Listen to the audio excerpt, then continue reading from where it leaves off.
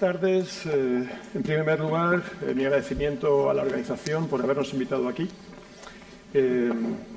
También mi agradecimiento por anticipado a los traductores, a los técnicos, a Pilar por su hospitalidad y por la eficacia. En primer lugar, dejar constancia de una pequeña anomalía, y es el hecho de que sea una mesa para discutir cuestiones de cultura, arte y democracia, siendo todos hombres. Esto, digamos, raramente nos ocurre en un ámbito como el nuestro, que es cuanto menos paritario, pero mayoritariamente femenino. Bueno, dicho esto, también quería decir que el planteamiento de esta mesa es diferente al anterior. No somos para nada una mesa de expertos o expertas, sino que somos una mesa de gente que está comprometida con proyectos específicos, y es a partir de esos proyectos específicos donde vamos a discutir o debatir o exponer la relación entre esas prácticas y la calidad democrática, la democracia. Inmediatamente agradecer a los participantes en la mesa, Óscar Hormigos a la derecha, después Fran Quiroga y el segundo Fran Iglesias.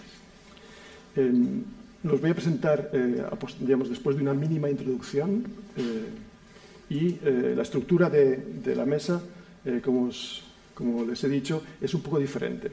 Después de este mínimo elemento introductorio que voy a hacer, cada uno de ellos tendrán un tiempo para exponer desde la pregunta sobre la democracia, su proyecto o el proceso en el que están implicados, y a partir de ahí sacaremos una serie de conceptos que intentaremos debatir entre nosotros. Una pena que la estructura de este foro pues impide que podamos tener luego una conversación, pero yo creo que siempre se puede hacer más adelante, por los pasillos, en otros contextos. Yo parto de la hipótesis de que en el contexto específico del Estado español hay una íntima relación entre práctica artística y cultural y democracia. Posiblemente tiene que ver con nuestra historia reciente, la juventud de nuestra democracia, pero hay una íntima relación que vincula nuestras prácticas artísticas y culturales con una profundización democrática, lo cual tiene enormes contradicciones y además convierte la práctica cultural y artística también en un campo de batalla, porque la democracia, o qué es la democracia, también es una cuestión absolutamente polémica. Para discutir esta noción de democracia, normalmente en el ámbito cultural lo abordamos y lo discutí esta mañana con Fran desde dos puntos de vista. Uno de ellos, el punto de vista que normalmente denominamos como democracia cultural, en el sentido de cómo democratizar nuestras prácticas culturales a través de mecanismos de participación, procesos de accesibilidad, procesos colaborativos, la cuestión de la igualdad. Este es, el concepto de democracia cultural, que a propósito quería hacer un recuerdo muy cariñoso a alguien que fue campeón de la democracia cultural y que acaba de fallecer, Rubén Caravaca. No sé si seguramente le conozcan. Tuve la oportunidad de escribir un decálogo sobre democracia cultural hace ya unos años. Le echamos de menos. El otro concepto que vincula democracia con práctica artística y cultural es la convicción de que la práctica artística y cultural es un factor democratizador, un factor de agenciamiento colectivo y de activación del potencial democrático. Vamos a estar pendulando, yo creo, en estos debates sobre los dos conceptos, un concepto de democracia cultural y un concepto de la arte y la cultura como agente o factor democratizador. Desde muy distintos puntos de vista, como van a tener la oportunidad de ver, nuestros participantes creo que comparten, todo esto es una hipótesis mía, porque de hecho, excepto a Fran, al que conozco, cuyo trabajo con comitentes conozco de más tiempo, he tenido el placer de conoceros a vosotros, el mismo día de hoy. Pero después de leer vuestros proyectos y de profundizar un poco en lo que hacéis, creo que todos compartís una convicción en que hay un cambio de paradigma latente que es misión del arte y las prácticas culturales de actualizar. Digamos que hay un cambio de paradigma que afecta además radicalmente el modo en que deben concebirse las prácticas artísticas y culturales, por razones X, tecnológicas, sociales, demográficas incluso, y que, digamos, la práctica artística y sobre todo los proyectos en que, y creo que es compartido desde distintas perspectivas, estáis implicados en esa actualización de ese cambio latente o ese nuevo paradigma en latencia que es el signo de los tiempos. No voy a entretenerme más ni voy a perder más tiempo, que como habéis podido comprobar en la anterior mesa redonda el tiempo pasa muy rápido y nos da tiempo a abordar muchas cosas. Y voy a proceder a presentar en primer lugar a Frank Quiroga, que va a participar en primer lugar, también porque él ha traído una pequeña presentación que vamos a poder contemplar. Es algo específico también de las prácticas culturales el traer, cosas que ver, ¿no? cosas que tocar, ¿no? Nos cuesta mucho hablar sin visualizar lo que hacemos. Bueno, Frank Quiroga es coordinador de concomitentes, perdonad si leo para que no se me olviden cosas fundamentales, investigador transdisciplinar, y entre sus líneas de trabajo están los cruces entre el activismo, el arte, la participación social y los comunes. El concepto de común que ha salido ya en esta mesa. Codirigió investigaciones como Rural decolonizado, el Gabinete de Imaginación Política, Fiestas Raras, el Programa de Estudios en Mancomún y el Salón do Marco. No sé si seguramente algo se me olvida. Actualmente trabaja también en la red Revolta, ¿no? De grupos de investigación de agroecología. Es coautor y coeditor de A través das marxes, Revoltando a Terra y La Festa, lo Raro y el Espacio Público. Y creo que también Pensar y Hacer en el Medio Rural. Creo que no me he comido nada. Bueno, en cualquier caso, su perfil es accesible a través de online. Y nos va a hablar de Concomitentes, que es el proyecto en el que está implicado ahora y del que es coordinador. Un proyecto que promueve la creación de obras de arte y medios entre la sociedad civil que las encarga y las artistas que las producen. Y cuando quieras. Pues nada, muchas gracias por la presentación, muchas gracias por la invitación. Porque no suele ser habitual que nos inviten a este tipo de foros, aquellos que trabajamos en el ámbito del arte, y creo que es relevante porque el arte, además de producir objetos, ¿no? Ya sea objetos entendiendo como objeto de arte, también produce algo más, ¿no? Y es un poco en parte a donde, bueno, si me lo permitís, os quiero llevar un poco en estos 10 minutos de presentación, ¿no? Y a la vez que quiero llevar, ¿no?, en ese algo más, ¿no?, que producimos también desde el arte, quería invitaros a que me acompañéis también en un pequeño viaje, porque en Gondomar, en el norte, encima de Portugal, cerquita de Vigo, hay 80 personas que gestionan un monte vecinal en mano común, que gestionan 300 hectáreas, ¿no? Y están preocupadas por la falta de visibilidad de los montes vecinales en mano común, que en ese territorio en Galicia gestiona más del 25% de territorio. Pero un poquito más arriba, a 100 kilómetros ya en Betanzos, hay un grupo de vecinos y vecinas, sobre 300 personas, que se manifestaron en un pueblo cuando un parque histórico que tiene más de 100 años, se derrumba. Pero es que luego a la vez, pasando ya, nos vamos hasta León, que ya serían ya otros 300 kilómetros, hay una comunidad de vecinos que está muy preocupada porque se van a instalar unos solares en su territorio, su paisaje, y cómo va a afectar a su vida cotidiana. Pero es que también en Barcelona hay un colectivo que forma parte del Objetivo Vida Independiente, que son unas personas con discapacidad que se están preocupadas porque reivindican la vida independiente en comunidad. ¿Qué significa la vida independiente?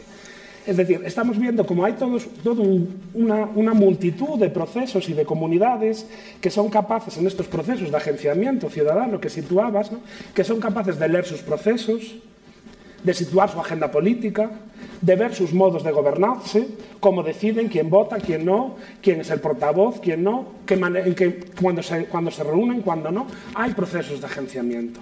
Es decir, nosotros, ¿no?, a veces podríamos obrar, porque ya esas comunidades de por sí tienen esa capacidad de agenciamiento. Entonces, ¿cuál podría ser el papel del arte en este sentido, ¿no? Entonces, es un poco el marco estratégico desde donde se sitúa Concomitentes, y ahora os explico también qué es lo que hacemos, y cómo en parte, ¿no?, ayudamos a dar respuesta a estas demandas que os situaba en estos contextos. Parte de la estrategia para los próximos años es cuidar la agencia. Y a mí me parece interesante cuando hablamos del significado de cuidar la agencia, porque estamos hablando de procesos de agenciamiento y a la vez el cuidado. Y el cuidado es cómo podemos desde el arte ayudar a sostener, amplificar o a tomar mayor consciencia de que esas comunidades tienen capacidad de gestionar, ¿no?, y de decidir y de hacer. Porque esas comunidades ya lo hacían de por sí. Es decir, nosotros no estábamos siempre, pero nosotros sí podemos traer, ¿no?, pues otras metodologías, otras formas de mirar la pregunta, otras preguntas, incorporar otras sensibilidades, incorporar el cuerpo, ¿no? Desde ahí creo que hay una potencia que es de donde podemos explorar la capacidad que tiene el arte, ¿no?, en atender estas problemáticas. Está claro que no vamos a dar una respuesta, seguramente, porque no somos ingenieros, pero seguramente sí que podemos traer otras miradas, otras formas de atender esa realidad. Y yo creo que eso es relevante y sobre todo también, por ejemplo, cuando hablamos de los imaginarios y esos valores que operan ahí, ¿cuál es el significado del progreso, por ejemplo? Esos montes vecinales que estaban preocupados, que os decía en Gondomar, esos montes vecinales siempre fueron considerados que eran contrarios al progreso. El progreso era que esos montes fueran gestionados por empresas privadas. Ahora vemos como esas comunidades son capaces de gestionar ese recurso mejor que otras empresas, porque son esas comunidades las que saben mejor que nadie lo que allí ocurre y las necesidades que tienen, porque además son conscientes de que ellos forman parte de toda una cadena de sus antepasados y que tienen que contribuir al futuro. Entonces, cuando muchas veces pensábamos que la solución venía a través de esa tecnocracia, de ese saber experto y únicamente válido, no universal, vemos como ese contribuye a ese saber experto, pero esas comunidades tienen que estar ahí y son parte de la búsqueda de resultados, de la búsqueda de soluciones también. Si no tenemos en cuenta estas comunidades que operan con esos problemas, nunca esos problemas, no atienden al común y no van a estar sostenidos, no van a estar fortalecidos en el futuro, porque tienen que ser parte de. Es como cuando hay problemas con un monte, con la gestión, cuando declara un parque natural y ponen enfrente a toda una comunidad, a esa comunidad que atendía a ese territorio. Ellos fueron capaces de mantener ese patrimonio. El patrimonio es un común, entonces tiene que esa comunidad seguir manteniendo ese patrimonio. Entonces, un poco, y para situaros desde dónde opera Concomitentes y cómo intentamos darle respuesta a esos 5 pequeños retos que situé, pero son muchos más. Concomitentes forma parte de una red internacional que es Nouvelle Commanditaire, o en inglés sería New Patrons.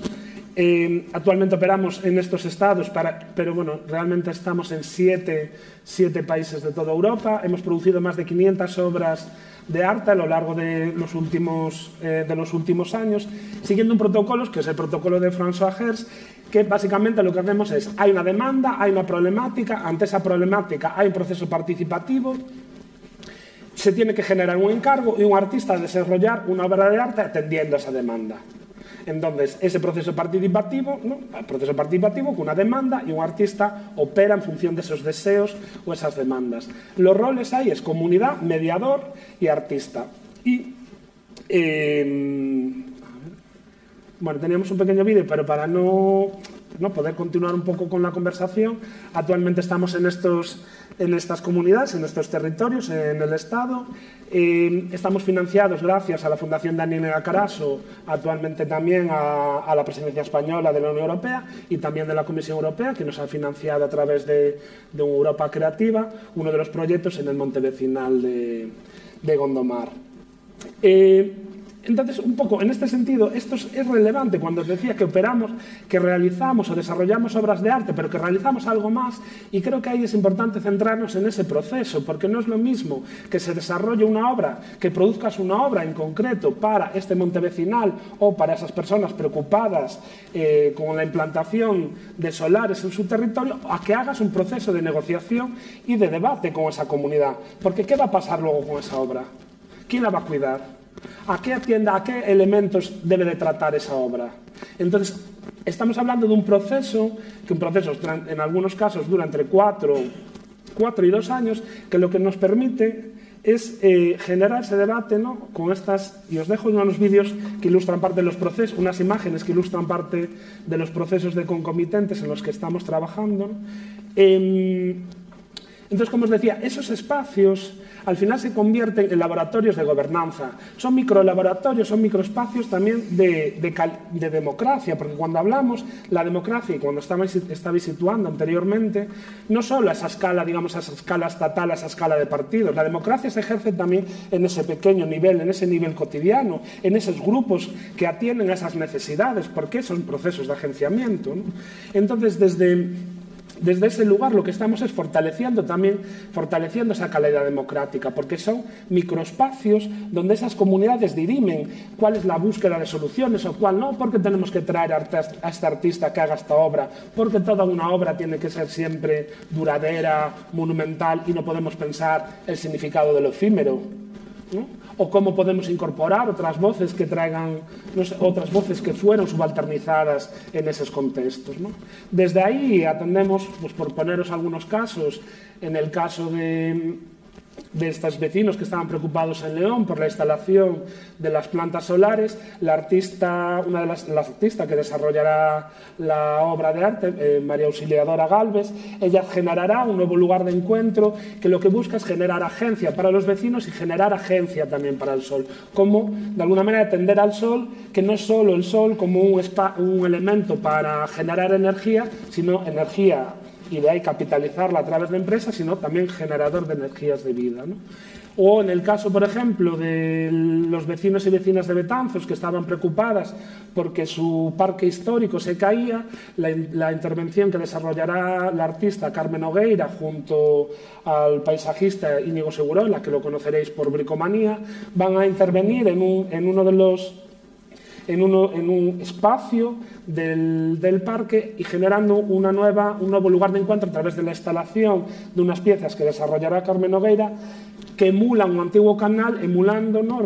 O reivindicando la importancia que tenía el agua en ese parque, ¿no? O, ya por ir terminando, en el caso de las personas con discapacidad que forman parte de la Oficina de Vida Independiente de Barcelona, en el marco de las grandes fiestas en Barcelona, generaron una performance que fue, yo por lo menos gracias al artista Osías Oyanov, para mí fue uno de los momentos más sensuales y políticos que pude haber visto en mi vida, ¿no? Frente a esta idea de pensar que las personas con discapacidad tienen que estar, ¿no?, como apartadas en un lugar donde casi no los reconozcamos, ocuparon una centralidad de una ciudad como es Barcelona y generando uno de los espacios, seguramente, por lo menos para mí, ahí podéis ver parte, ¿no?, bueno, en una de las imágenes anteriores, de mayor sensualidad política que pude haber visto nunca.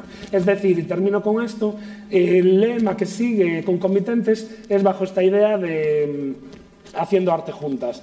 Y haciendo arte juntas en el objetivo de que sea la ciudadanía la que comanda las obras de arte, a la vez que hacemos arte, también, de alguna manera, también hacemos democracia. Muchas gracias, Fran. Vamos a dar más que un giro copernicano, una revolución completa al pasar al siguiente interviniente, que es Óscar Hormigos. Pasamos del ámbito rural gallego al ámbito de lo digital, no sé cómo lo podría denominar, del blockchain, de nuevos medios. De los nuevos medios, nos contará mejor Óscar. Óscar es licenciado en comunicación. En 1997 se convirtió en socio y director de la agencia creativa What You See is What You Get, que es, ¿no?, lo que ves es lo que hay, o algo así, más o menos. Mi madre decía que era Wisi Wisi, se llamaba Wisi Wisi. Sí, pero yo la verdad que no. Sí, me lo has puesto aquí en acrónimo, pero yo no he sido capaz de. Solo tenía una vocal en medio. Bueno, y desde ese año, desde 1997 hasta el 2001, la agencia ganó multitud de premios por su creatividad en Cannes, San Sebastián, New York, FIAP, Ampey. A lo largo de su carrera ha liderado diferentes agencias y proyectos de referencia internacional vinculados a la comunicación, la tecnología y la creatividad. Desde 2018 es el director creativo de la colección Solo, de la que seguramente nos hable aquí un poquito, y dentro de este proyecto lidera como General Manager On Chaos, un proyecto internacional de apoyo a la creación de artistas New Media, que de alguna manera también trabaja en el ámbito de la mediación o del apoyo, o conectar a estos artistas con, digamos, ese ámbito, nuevo, que es el ámbito del arte de los nuevos medios. También, o al menos así me decías, querías hablar del proyecto Voto, no sé si también vas a mencionarlo también, que es un proyecto literalmente de participación de creación artística por medio de las tecnologías. Cuando quieras. Pues muchísimas gracias por la introducción y por la invitación a este foro. Me da un poco de envidia que hayas tenido, porque no sabía que se podía enseñar cosas, lo siento, pero os invito a todos, como todo el mundo presente tiene móvil seguro, que si queréis, mientras que me escucháis, podéis, si tenéis Instagram, si buscáis Voto Project, no hace falta que lo sigáis, simplemente verlo, está en abierto, pero yo creo que os va a dar buena pista de visualmente del proyecto que os voy a contar, le podéis poner un poco de cara. No sé si incluso, por no meter en líos a nadie, pero si queréis, si ese ordenador está conectado a internet y os queréis meter en Instagram y ver ahí Voto y vas bajando con el scroll, a lo mejor, si no lo hacéis en el móvil, no quiero complicar la vida a nadie, pero siempre es verdad que visualmente os va a ayudar que no sea tan árida mi proyecto. Muy fácil. Colección Solo nace como un proyecto de experimentación artística y este proyecto aparece en este contexto de la experimentación. Yo creo que en la ronda actual, en la mesa de antes, se hablaba un poco de la necesidad de experimentar y es un poco esa propuesta la que trae la colección en el arte contemporáneo y con proyectos que tienen que ver muchas veces con el mecenazgo, con el acompañamiento artístico y hacer posibles algunos experimentos que de otra manera pues no verían la luz. Con un artista que forma parte de la colección desde el año 2018, que es Mario Klingemann. Mario Klingemann es uno de los pioneros en el uso de la inteligencia artificial en el arte, artista alemán, con el que hemos venido desarrollando distintos proyectos y como parte de esa evolución a nivel de proyecto nos plantea el sueño del que mucha gente habla, ¿no?, de que las máquinas pudieran crear de manera autónoma, ¿no?, con inteligencia artificial, pero nos habla que a día de hoy esto no es posible y que sí que le gustaría experimentar lo que es la descentralización de la autoría. Es decir, que él como artista da un paso atrás y crea por primera vez, utilizando tecnología que ahora al servicio del arte y de la participación en proyectos, que es el blockchain, pues se juntaba por primera vez una idea muy interesante que es cómo se puede entrenar a una máquina de manera descentralizada utilizando tecnología blockchain. Yo no sé si estáis todos familiarizados, como somos pocos, todo el mundo tiene claro lo que es el blockchain, porque yo creo que hay mucha confusión con estas cosas, porque hablar de, mira, qué guay, sois unos magos, estará solamente Elena ahí enseñándolo, pero ese es el proyecto que os voy a contar ahora. Pero es muy importante que se enmarque que no sería posible un proyecto de descentralización de autoría si no habláramos de una tecnología como blockchain. Por resumirlo, por no entrar en terrenos fantagosos, si no le perdáis miedo a esto, blockchain no es Bitcoin, no son criptomonedas, todo el mundo asocia como un movimiento igual a otro. Blockchain simplemente es una tecnología que nos ha permitido de alguna manera codificar y almacenar datos de manera segura. Esta tecnología tiene tres promesas que para el mundo de la democracia, del arte y para todos son, ahora veremos que tiene pros y contras, pero así a primera propuesta hacer una DAO, que una DAO sería una organización autónoma descentralizada. hacerla gracias a la tecnología blockchain, pues nos habría un gran experimento de qué pasaría si en vez de existir un autor tuviéramos muchos autores. En este caso, en este proyecto que os voy a contar ahora de Voto, hasta 5.000 personas en un momento dado terminado el proyecto han participado en esta DAO. La primera cosa que es como la gran ventaja a priori, vamos a ver luego desventajas, no todo es bueno, sería increíble, porque nos hablaría de que la DAO y blockchain nos garantiza transparencia. Todo lo que se hace es trazable, está garantizado por la propia codificación de esos datos, es inmutable. Pensar en el mundo de la política, el concepto de inmutable, es decir, el contrato, las normas que rigen la DAO, una vez que se han vinculado, generan un smart contract, un contrato que no se puede corromper, que no se puede violar, que no se puede hackear y que no puedes cambiar. O sea, las bases del juego de este experimento, una vez que se ponen en marcha, no hay ninguna manera de poder ser modificadas o cambiadas, a no ser que la propia DAO quiera rectificar esto. Entonces, hablaríamos de 3 conceptos claves para este proyecto, que son transparencia, trazabilidad, inmutabilidad e incorruptibilidad. Es decir, en principio no es hackeable, es decir, lo que pase por aquí hace. Estas son las reglas del juego para una DAO. Y lo que mezclaba, como para que no se explote la cabeza, intento simplificarlo, lo que mezclaba es que esa DAO, que aquí viene la parte complicada, nosotros empezamos como experimentación artística, empezamos con una cosa que se llama airdrop, que era que repartíamos 20 millones de tokens para poder participar en la DAO. Por así entenderlo, para que no esté familiarizado con esto, y esta es la parte chunga de esto, es que el voto, para tú poder votar, tienes que tener un token. Tienes que tener un token que te permita votar. El problema es que la distribución de los tokens, que al principio era una distribución gratuita para que todo el mundo pudiera participar del experimento, se convirtió luego con el paso del tiempo en que esto no es como la democracia, de que un voto una persona.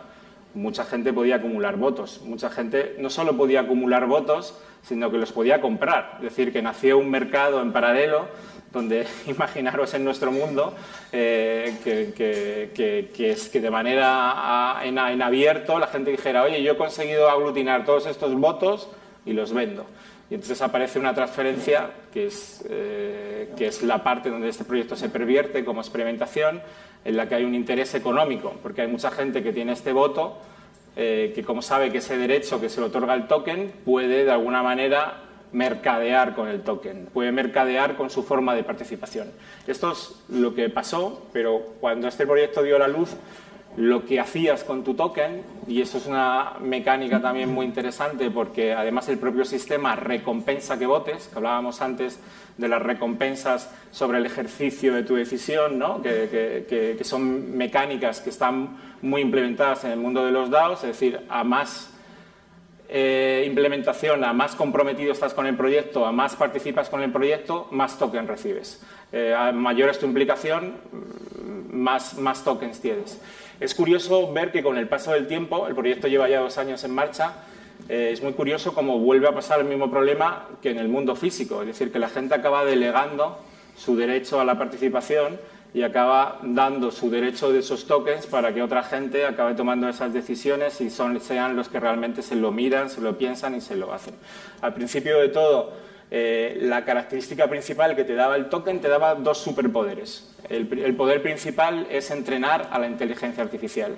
La inteligencia artificial te está ofreciendo todo el rato pares de imágenes y simplemente eligiendo cuál te gustaba más, una especie de Tinder, donde te aparecen un montón de imágenes y vas diciendo las que te gustan y las que no te gustan. Esta me gusta, esta no me gusta, esta me gusta, y de esa manera la máquina va aprendiendo en función de tus tokens, en función de cuántos votos puedes hacer, interpretando qué cosas te gustaría, en función del poder que tengas dentro del colectivo, que la máquina hiciera. Entonces, en función de las decisiones que la gente, los propietarios de los tokens tomen, la máquina va creando arte. Ese arte tienes una segunda gran poder, superpoder en esta comunidad, y es que en función de tus tokens decides de que todos los drops de todas las imágenes que ha creado, cuáles de ellas se va a vender o no se va a vender. Entonces, todas las semanas Este experimento artístico promovía la venta de una obra de arte. Esta obra de arte se vendía en plataformas certificadas tipo NFT como SuperRare, con la gran sorpresa de que a día de hoy se sigue vendiendo una vez a la semana un drop. Pues esta misma semana se está vendiendo un drop de esto, y se generó una economía que en principio estaba pensada para sostener el proyecto. La gracia de las DAOs es que en el momento que las formas son independientes de sus creadores, es decir, las DAOs toman decisiones con independencia del creador, no son jerárquicas, son descentralizadas, ya no depende de nosotros o del equipo inicial con Mario Klingemann que creó esta propuesta, sino que está totalmente abierta a que la gente decida. A día de hoy lleva ingresados más de 3 millones en ventas de obras, y lo curioso de todo eso, que ahora la DAO la ha cambiado, pero originalmente el proyecto, ya os dejo para que no os fría el cerebro, el dinero que la máquina ganaba lo utilizaba para liberarse. Este sentimiento poético de que se compraban los tokens. Cuanto más dinero tenía, más tokens se compraba y esos tokens los quemaba. Entonces, si el proyecto nace con 100 millones de tokens, ya va por 90 millones de tokens, a más tiempo pasa, a más éxito tiene, más dinero coge para comprarse a sí misma y liberarse de la obligación de crear arte. Esto que pasó, que también fue visto desde el otro sentido como un movimiento especulativo, porque la gente dijo, qué interesante, a menos tokens, más valor tiene el token. Entonces, de repente era como un movimiento donde todavía se generaba una economía porque ese mismo dinero lo utilizaba para comprar tokens. Entonces, todo esto se dio la vuelta. Resumen, porque yo creo que me he pasado el tiempo. Lo que nació como un experimento para entender cómo podría ser la descentralización de la autoría, descubrimos cómo esta práctica, que tiene un montón de cosas como tecnología blockchain, inteligencia artificial, que son aplicables a la participación y que son muy interesantes, pues tenía sus luces y sus sombras. Es decir, nosotros ni proponíamos que esto era el futuro del arte, ni proponíamos que... O sea, era simplemente experimentación, y ahí nos dimos cuenta que muchas veces, al haber un incentivo económico, de alguna manera pervirtió la conversación en el experimento artístico, que es lo que pasa cuando hay una DAO. Las DAOs en las que hay gente que puede ganar dinero, las principales conversaciones que este proyecto surgieron era que también es lícito que un artista, que no fuera inteligencia artificial, un artista humano, que pensara qué tipo de arte tengo que hacer para ganar más dinero. Totalmente lícito.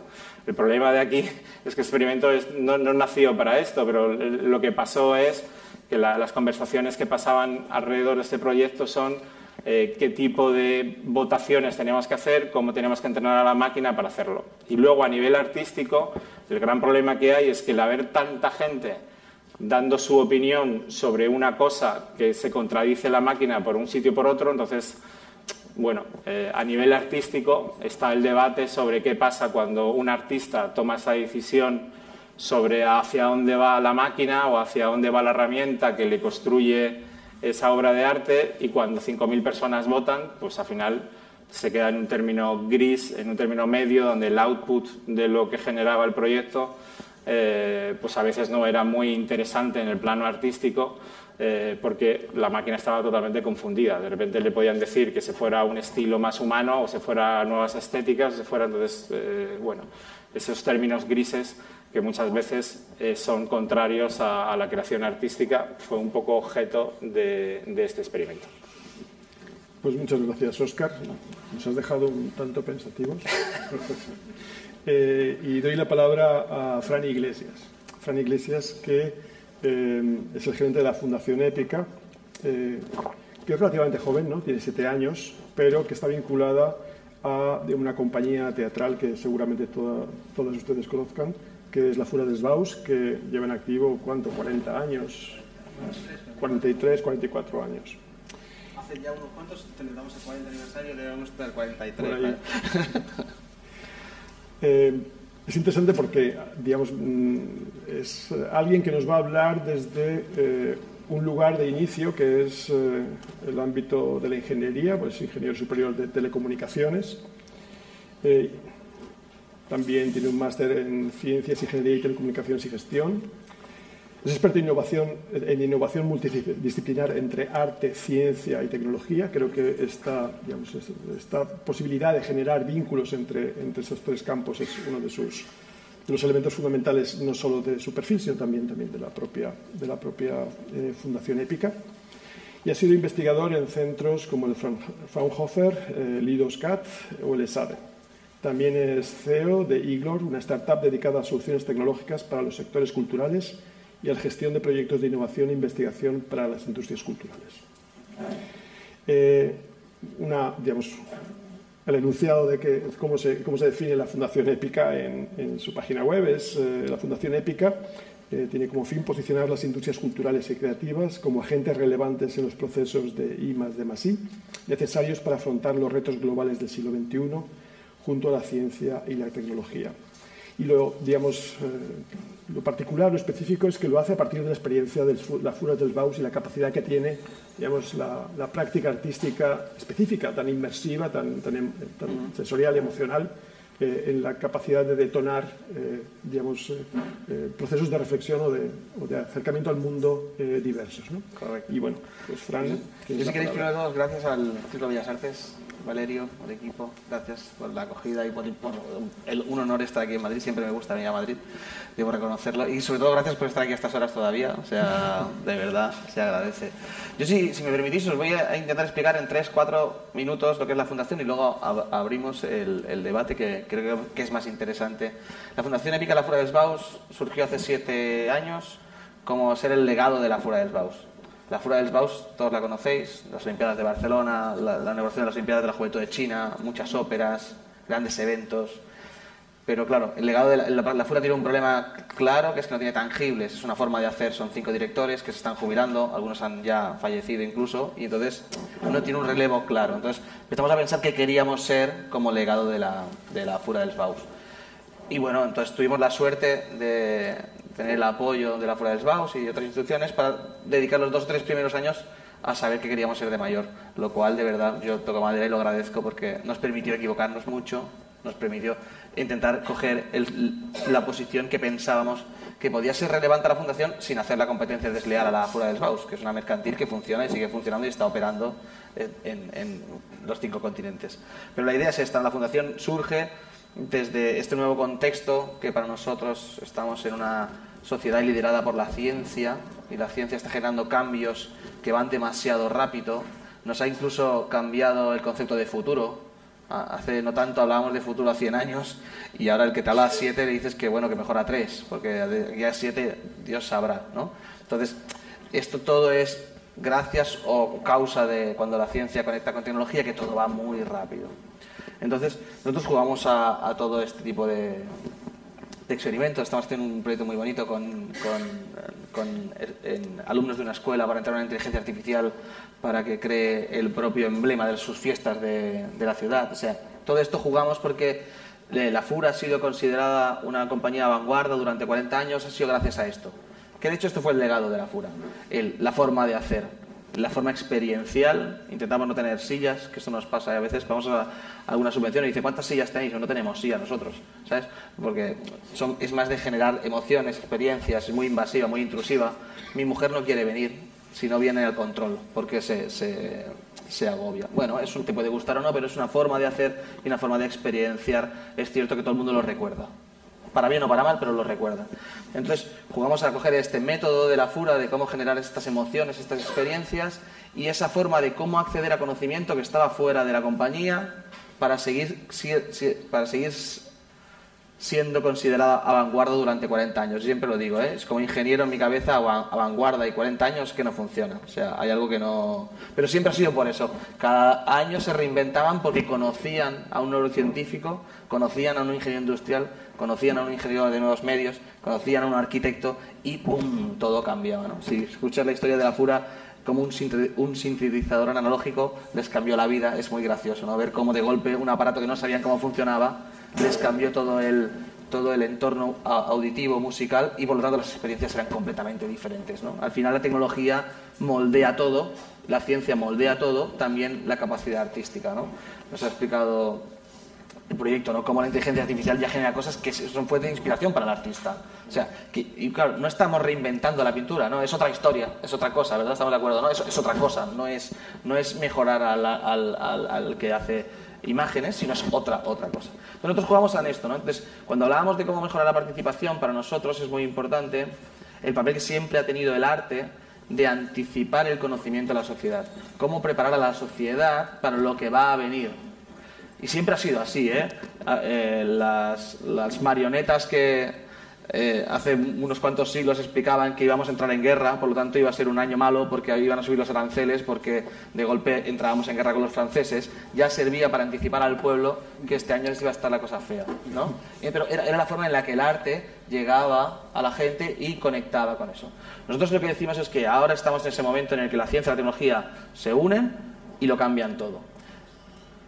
En sitios como en los que se trabaja la reflexión, el debate, estaremos todos de acuerdo en que esto va a cambiar la educación, el mercado laboral, va a cambiarlo casi todo. Está afectando a casi todo las cosas relevantes de nuestra vida. Hay guerras por el cobalto, que si rascamos, como decían antes, tienen mucho que ver con la inestabilidad política en algunos países. Bueno, porque hay cosas que... Pero eso es por la tecnología, que es quien necesita el cobalto. Son cosas nuevas que han reinventado y de golpe el Congo... Es la niña bonita y está bien que haya problemas porque entonces podemos... Entonces, todo está liderado por la ciencia. ¿Qué pasa? Que es muy injusto cuando le pedimos al artista... Yo soy ingeniero, vengo de la investigación y estando dentro es difícil estar al día. Estando fuera, imposible. Y estando al lado, tampoco. Porque va tan rápido que el arte, en los últimos años, como nos separamos... Que esto siempre ha sido así, ¿eh? Los ateliers de Leonardo, todo el mundo era igual. Había artistas, matemáticos, ingenieros, había un poco de todo. El Café Inglés, lo hablamos esta mañana con Jara, fue un sitio de eclosión de la innovación porque de golpe se juntaban humanistas, industriales, ingenieros y allí tomando café salían muchas ideas. Que no quiere decir que el humanista se las diera al ingeniero, sino que inspiraron al ingeniero para tenerlas y viceversa, ¿no? Es en estos sitios donde se generaba. Entonces, ¿qué pasa? Que para hablar de ciencia hay que estar dentro. Porque cuando estás al lado hablas de pasado. Ahora estamos todos debatiendo sobre la inteligencia artificial. La inteligencia artificial ya está. Ahora podemos ver qué hacemos, pero ya está. O sea, ahora dice, no, cancelamos los datos a Amazon. Amazon ya los tiene. Ya vamos tarde. O sea, hemos llegado pues 4, 5, 6 o 10 años tarde. La única manera de pensar en el futuro y ayudar en los dos sentidos, que aquí hablamos de la calidad democrática, pero la calidad democrática se basa un poco en este problema de desconfianza. Hablaban antes, que estaba muy claro, y hablaban de climate change, de cambio climático, de transición digital. Bueno, ellos llaman revolución digital. A mí me gusta más transición digital. Esto va a llegar. Esta ola de ciencia y tecnología pasará. Lo que tenemos que hacer es preparar a la sociedad y a los políticos para que entiendan dónde estamos. Los políticos que tienen sus tiempos, que es normal, porque no se hace esto de un día para otro, tienen que estar preparados, hablando de futuro, no de pasado, de cómo regular y cómo votar. Y la sociedad tiene que ser capaz de entender que esas propuestas de los políticos tienen sentido o no. Y no es tanto que, estoy por supuesto de acuerdísimo con proteger a los medios, es súper importante, pero hay un momento en el que la tecnología te permite hacer más información que los medios y más verosímil que los medios, con lo que hay que hacer es formar a la sociedad para que sea capaz de detectar lo que es importante y lo que no, lo que es un hecho y lo que es un rumor. Y esto es muy difícil incluso para las máquinas ahora mismo. Nosotros trabajamos con el Centro de Supercomputación de Alemania, que tiene un departamento de filosofía computacional maravilloso, y él mismo reconoce que su máquina, que ya está considerada un arma de destrucción masiva, que es un centro de supercómputo, ya no es capaz de detectar si es verdad o no lo que ella ha generado. O sea, cuidado, la máquina se ha superado a sí misma. Ya, ella misma genera una información que ya no sabe con certeza saber si eso no es. Entonces, estamos en estos puntos, de manera que esto hay que transferirlo a la sociedad y hay que preparar a la sociedad para que se pueda otra vez de nuevo en política hablar de las cosas importantes, que es el cambio climático, que son... el defensor del pueblo nos hablaba de los SDGs, los Objetivos de Desarrollo Sostenible, los ODS. No se habla de esto en política. No está. Pero no está ¿por qué? Pues yo creo porque ninguna de las dos partes lo acaban de entender bien. Pues hay que generar, y el arte y la cultura tienen que tener este papel mediador donde acercar estos tres mundos. La ciencia y la tecnología, que van como caballos desbocados y tienen que volver a ser en Europa humanistas, porque siempre ha sido así en Europa, no estamos en China ni en Estados Unidos, y entonces los políticos tienen que aprender de qué está pasando, de por qué vamos a cambiar la educación de mis hijos. La vamos a cambiar, sí. Yo que estoy en este mundo no estoy preparado para ello todavía, pero pasará, pues tenemos que estar preparados. Y a la sociedad para que sea capaz de opinar respecto a una propuesta política y no en base a una cuestión de piel. Nosotros a través del arte y las emociones vinculamos a la gente, es un poco extraño esto que digo, pero a través de las emociones los vinculamos a temáticas que son relevantes, aunque no lo quieran, para sus vidas, para que puedan aplicar cabeza. No se puede decidir en función de emoción, algo tan importante como el futuro de nuestro planeta. No se puede decidir porque eso es muy por sentimiento, ¿no? Por sentimiento no se decide la política. Eso es otra cosa.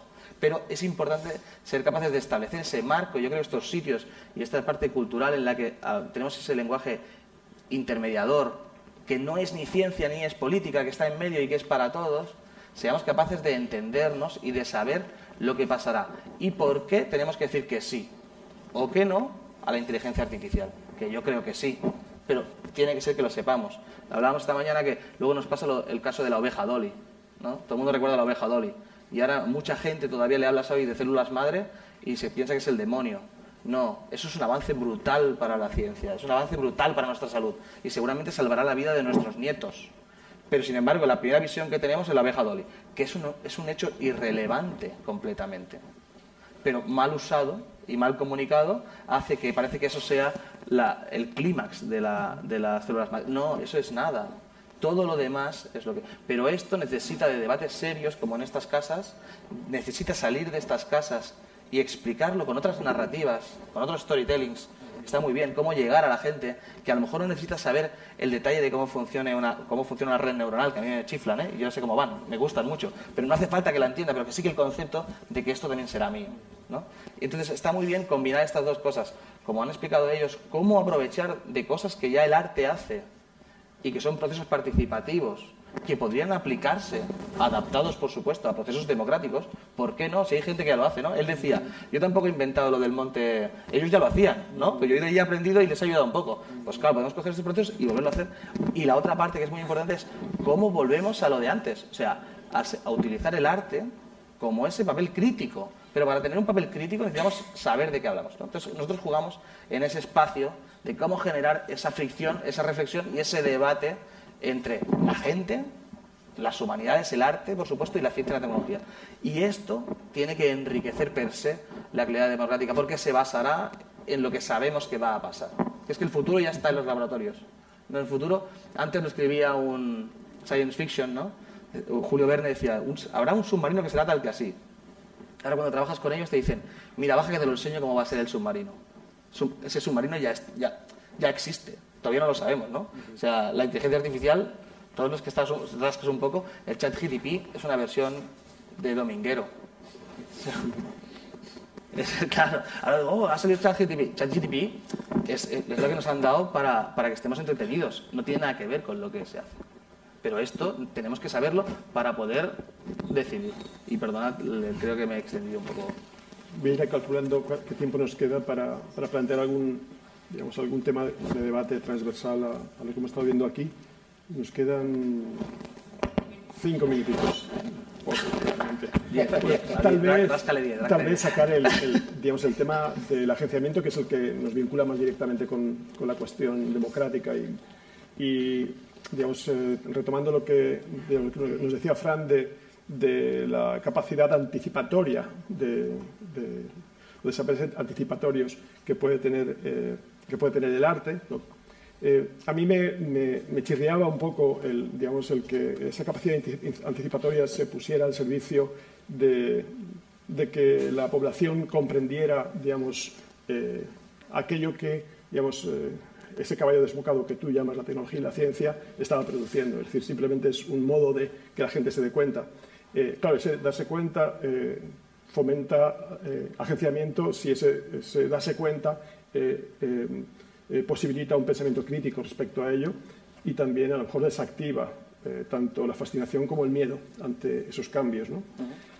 Claro, pero digamos, hablando digamos, oyendo a Fran, al otro Fran, me daba la impresión de que también lo importante no era tanto lo anticipatorio, solamente lo anticipatorio, sino muchas veces también es la recuperación de otros saberes. O sea, no es digamos, debe funcionar en ambos lados. La cuestión es, digamos, el fin es el agenciamiento.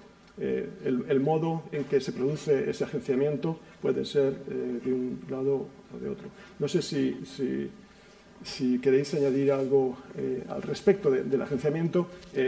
Respecto a lo que nos ha contado Óscar, daba la impresión de que el problema no era la tecnología del blockchain, sino digamos, eran las dinámicas internas especulativas del mundo del arte. Digamos, si no cambias eso, pues da igual que utilices una tecnología o que utilices otra. Realmente, al final, la suma siempre te va a salir parecida. Bueno, te va a salir suma, digamos, en el sentido de acumulación de capital. Bueno, no sé si me podéis iluminar un poco el tema, o nos podéis iluminar. No, y quizá para poner un ejemplo, con los procesos de agenciamiento, y ahora que estamos hablando de las ODS y de los retos ambientales a los que nos enfrentamos, cuando se habla de la sostenibilidad, por ejemplo, se habla, ¿no?, que está compuesta por 3 elementos: la cuestión social, ambiental y económica, y se obvia la cultura. Entonces, de hecho, se habla de la cultura como ese cuarto pilar de la sostenibilidad, que no está presente. Entonces, es tan relevante la cultura, entonces decía el otro día en un estudio del cuarto pilar, ¿no?, sobre la sostenibilidad, porque seguramente donde operen los mayores procesos de transformación es en la cultura, no tanto en la cuestión social, ambiental y económica, porque hasta que no seamos capaces de repensar el significado del progreso, por ejemplo, que situábamos antes, claro, no, entonces, y todo lo que eso supone, claro, que supone gastar más, endeudarnos más, meternos en una lógica, ¿no?, del crédito, etcétera. Entonces, ahí estamos hablando de un proceso de agenciamiento, porque todos los procesos que se dieron en los últimos 70 años con la revolución industrial, que puede atender con la revolución verde, y por no explayarme demasiado, ¿no?, pero la revolución verde lo que buscaba era acabar con el hambre, ¿no? Entonces, un proceso de intensificación de producción alimentaria. Frente a una producción más sostenible, más orgánica, se reivindicaba esa macroindustria. Entonces, claro, todo ese proceso lo que supuso que durante 70 años, sumados en el caso español, digamos, de una dictadura, con todo lo que se supone encima, agotó. No, esas formas de vivir, esas formas de habitar, fueron denostadas. Entonces, todo eso es cuando le preguntas a un abuelo o una abuela y te dicen, yo de esto no sé nada. Claro, es que es gravísimo. Porque ¿cómo no saben? Claro, no saben de lo que es el blockchain, claro que no van a saber, pero sí que saben que quieren comer, sí que saben que las plantas necesitan. Entonces, claro, ahí había tecnología. Es decir, ellos usaban también tecnología, hacían sus muros de piedra, eso era tecnología. Saben lo que es un arado y saben entonces lo que va a venir lo otro, que no es de respuestas, porque pueden también tener esa función anticipatoria. Pero claro, dentro de ellos, en ese profundo, está ese significado de yo no sé nada. Y entonces es gravísimo. Porque los han empujado. Claro. Es lo que los hemos empujado. A ver, no pasa nada, esto es de mayores. O sea, claro. No, o sea, o tú de esto no sabes. Esto es de los que saben, ¿no? Claro. No es cierto, no. Claro, y cuando dicen tú de esto no sabes, ayúdame. Sí. Expliquemos, generemos foros, porque además lugares de encuentro para abordar estos temas. Generamos una cosa que es todavía más... Sí, estamos en misiones globales, ¿no? Todo el mundo habla de misiones globales. El cambio climático es una misión global que seguramente llamamos muy tarde. Pero bueno, pero necesitan una respuesta global, pero de forma seria. Entonces, yo siempre hablo con los científicos y hacemos un broma, ¿no? Y digo, vosotros tenéis la parte cognitiva y nosotros tenemos la parte precognitiva. Todos tenemos un vecino, un tío, un primo, que dice que lo del cambio climático es de los lobbies. No. A ese señor o señora no lo vas a convencer porque no te va a escuchar. O sea, todo lo que tú le digas son los lobbies. Que es lo que hablaba Teresa, que decía, si la fuente se pone en peligro, lo que yo te diga no vale, porque es de los lobbies. Entonces, claro, primero tienes que buscar otras formas de llegar a él, otra conexión emocional para que entienda que, aunque no entienda el proceso químico, por qué el dióxido de carbono nos hace daño, que eso le va a afectar a sus vacas. Oye, pues ojo, ¿no? Pero si no los somos capaces de sacar de ideas tan básicas y tan fáciles de vender como esos del lobby de los coches, que no quieren poner coches eléctricos, ya estamos perdidos. Y luego, perdona, para que... es la necesidad de generar lugares de encuentro, porque la cultura al final es encuentro, ¿no? Y los conocimientos, intercambios de ideas, de saberes, ¿no?, a través de la publicación de libros, música, y genera estos lugares de encuentro. Entonces, desde ahí es donde podemos hablar, ¿no?, desde ese conocimiento técnico, ese conocimiento experto, más ese conocimiento amateur, y entonces desde toda esa eclosión, esos laboratorios, cuando se habla de la cultura como laboratorio laboratorios ciudadanos, como esos lugares de experimentación, porque hay experimentos futuros, pero claro, que podamos estar todas y todos para, con lo que decías tú, que digamos que no solo revierta en uno, sino que revierta también en común, ¿no? Y como eso, bueno, pues todos los dilemas que eso pueda generar, ¿no? También. Sí, a mí me gustaría poner en contexto, que yo creo que los dos, Frank, lo habéis hecho, que muchas veces se nos pierde, o sea, esta oportunidad que muchas veces sentimos los que estamos muy ahí en primera línea de la tecnología y la ciencia como oportunidad para el arte y oportunidad para la sociedad, como oportunidad para lo bueno y para lo malo. Nos parece todo el rato que nos enfrentamos a cosas que fueran por primera vez, ¿no? Esto que pasa con la IA, ¿no? Que pareciera el fin del mundo, en realidad es muy parecido a lo que se vivió en el siglo XIX con la fotografía. O sea, pensar que cuando la fotografía, lo que se hablaba en ese momento era que no solo acabaría con lo pictórico, acabaría con la literatura. O sea, había muchos pensadores de la época que proclamaban el fin de todo realismo posible, porque ya la fotografía había creado ¿no?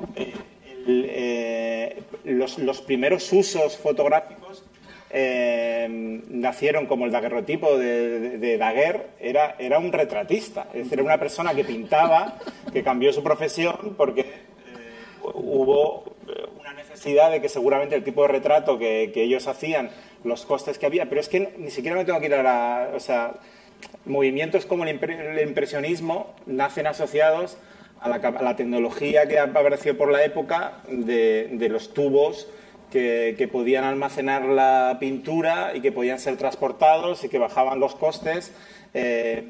Tiempo atrás, el paso de la tabla al lienzo permitió al artista sacar el estudio fuera de donde estaba, le permitió transportar. Es historia del arte, es historia de nuestras vidas, que siempre hemos pasado por procesos de transformación donde esas herramientas se hay. Lo que sí que es verdad, y es una sensación que dejo también cuando hablas de anticipación en el arte y hacia lo que hay, que yo tengo ya 50 años, no he vivido y he vivido muchas olas en primera persona. Viví la ola del .com, donde con esa compañía mi madre se pensaba que, primero, que estaba metido en una secta, porque no sabe eso de Internet. En los primeros años pasó a pensar que estaba forrado de dinero porque era el .com, era todo, pero con esa trayectoria, ¿no?, de esas olas que hemos viviendo, las redes sociales, las aplicaciones, hace unos pocos años la realidad virtual, todas estas olas, yo nunca he vivido, y se me pone la carne de gallina,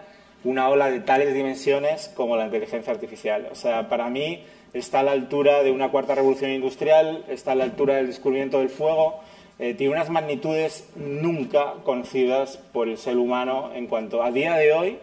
Se están generando 38 millones de imágenes generadas por inteligencia artificial, para lo bueno y para lo malo, ¿no? Cuando hablabas de que ahora las mismas máquinas no disciernen entre lo que es sabéis ahora el debate que ha habido en el mundo de la inteligencia artificial, con esta foto que se ha utilizado, sin entrar en el conflicto actual, ¿no?, pero la foto de estos niños quemados en el ataque de Hamas en Israel, pues de repente alguien la metió en un buscador de los que te dicen si esa imagen es tal, y dijeron, no, están manipulando porque esta imagen, uno de los bots que hay, que sí o no, dijo que esta imagen estaba generada por allá. Pero otro bot mucho más grande y potente dice que ya no. Entonces ya ni siquiera hay consenso a día de hoy. Como bien dice él, no se puede probar. Hay muchas imágenes en las que ya no sabemos si lo que estamos viendo es verdad o es mentira, con lo que supone eso, el miedo y el abismo y el precipicio en el que nos encontramos, en el que ya se puede utilizar como argumento para todo lo contrario, para decir, da igual lo que hagas, no te creo porque esa misma imagen te la has inventado, o esa misma imagen estás masacrando un país entero y da igual porque es todo mentira, o en el otro da igual. O sea, si no es ni buenos ni malos, es el uso retorcido de estas posibilidades, pero en el otro lado las grandes capacidades que una IA podría tener para mejorar tomas de decisiones. Igual que está pasando en la medicina, que ahora mismo hay papers que demuestran que una disciplina médica que es la dermatología, que está basada en la imagen, diagnostica mejor una máquina que un humano. Eso es una realidad, no es que me lo esté inventando, no es el futuro, es ciencia. De hecho, diagnostica mejor que los 10 mejores del mundo. Que los 10 mejores del mundo, es que son papers científicos, con análisis científicos. Yo abro el posible debate futuro que da para otra mesa, para otro día, de si en el futuro, no ahora, que todavía estoy de acuerdo contigo, estamos hablando de que las IAs son verdaderos bebés, estamos empezando, imaginaros un iceberg, o sea, estamos en la punta de algo, son las primeras versiones, acordaros del iPhone, la primera versión del iPhone, estamos en esas primeras versiones, y desde luego ahora mismo está muy lejos de eso, pero yo creo que llegaremos a ver a políticos IA, o sea, llegaremos a ver que algunas IAs tomen mejores decisiones no para todo, pero sí para ciertas tomas de decisiones. Seguramente contaremos con herramientas que nos van a dar unos resultados mucho más cercanos a la objetividad, a la transparencia, a la mutabilidad, por supuesto es un debate mucho más extenso, tendríamos que hablar de dónde beben las IAs, tendríamos que hablar del input, tendríamos que hablar de los datasets, tendríamos que hablar de la manipulación y del sesgo con el que se está trabajando en estos datos, pero como planteamientos de herramientas, siendo agnósticos en cuanto a lo que siempre decimos de pues un estilete en manos de un médico te puede salvar la vida, pues en manos de un asesino te sirve para mortarte de una manera, ¿no? Pues yo creo que es un debate mucho más complejo, pero estamos ante grandes oportunidades en el mundo del arte, que por lo menos nosotros, nuestra propuesta no es ni a favor ni en contra, es experimentar, son nuevos pinceles, porque sentimos que nuestra propuesta es una propuesta humanista, donde siguen siendo herramientas para el humano, pero como esas herramientas para el humano no significa que las de hoy han funcionado, pero significa que las que pueden venir pueden darnos oportunidades que a día de hoy no teníamos. Óscar, yo creo que con tus palabras vamos a concluir. Yo creo que es urgente que tengamos imaginarios que compensen de alguna manera esa dimensión desbordante o sobrecogedora de la tecnología. No sé si se pueden hacer en el ámbito de lo micro a través del agenciamiento colectivo, puede ser simplemente, no sé, como hacíamos en los 90, con un imaginario tecnopolítico en el que, digamos, nos sentíamos agentes dentro de todo ello y no simplemente receptores pasivos de lo que hacían en los laboratorios. En cualquier caso, es un debate que creo que es necesario. Solo 3 segundos, yo digo, solo para dejar, porque creo que hay muchas oportunidades en la ciencia y la tecnología para el arte, pero creo que al menos en Europa hay muchas oportunidades en el arte para la ciencia y la tecnología. O sea, también tenemos que dar un paso adelante y decir que nosotros podemos aportar mucho a ese entorno. O sea, muchas gracias a los tres y a ustedes por la atención.